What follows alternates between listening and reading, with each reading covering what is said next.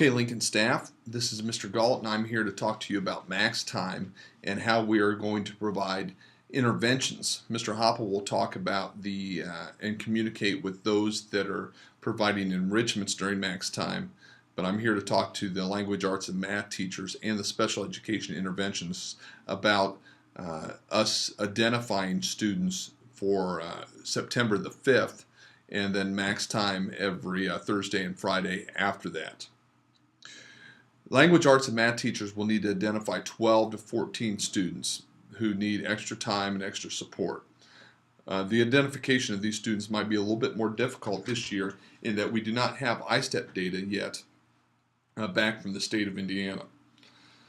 So how might we identify those students? We might use classroom observation, assignments that we've already given, assessments maybe that we've given, or maybe we need to give an assessment to identify the readiness level of the students and who needs extra time and support.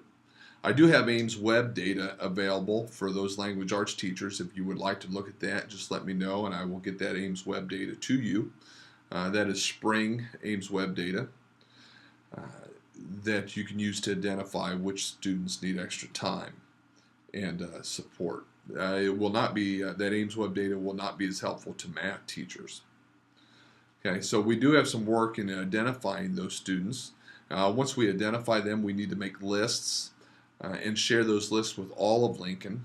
And then we need to communicate between math and language arts and figure out where students are going. Because if there is a student that is on both the language arts and math list, we will need to determine their greater need as of this time. Once we get ISTEP data back, that will help us make that determination, but we don't have that yet. Once you have shared that data or those lists, okay, then we also need to determine, those math and language arts, which grade level of intervention that you are providing.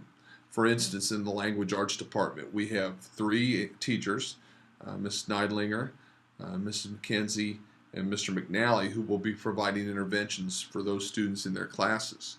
Well, all 3 of them teach both 7th and 8th grade, so who will be doing the 7th grade interventions and who will be doing the 8th grade interventions? Is there a need for 2 7th grade interventions and only 1 8th grade intervention, or 2 8th grade interventions and only 1 7th grade intervention? Regardless, we need to determine who's teaching which intervention. It could be possible that if there are 2 7th grade interventions and only 1 8th grade, and Ms. Neidlinger has some students in her 8th grade classes that need some extra time and extra support in language arts, that she could send a student to Mr. McNally if he has not exceeded that 14 limit, 12 to 14 students. Let's talk a little bit about Thursdays and Fridays. Again, Thursdays will be untouchable. We will not ever touch MaxTime on Thursdays.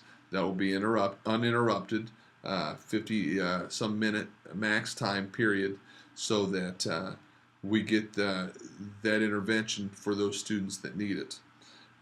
Fridays, there will be some interrupted time on Fridays during spirit assemblies or free days. I want to encourage you to come and ask questions. This is the first time we are doing this, and it is something new.